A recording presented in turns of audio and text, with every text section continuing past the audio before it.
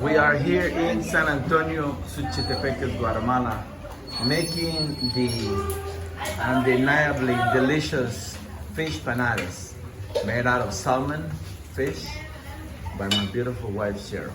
Look at all that beauty. Already done, getting fried, sweating, and let me show you the making of the masa in the salmon fish.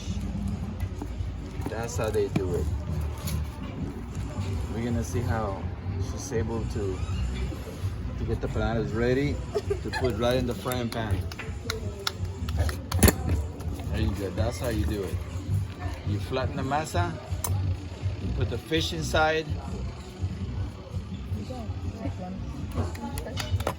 close it up, and good to go. Ahí está. These are the ones ready to go right into the frying pan.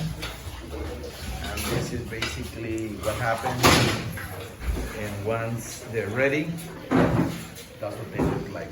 Beautiful, delicious salmon panadas. Itala.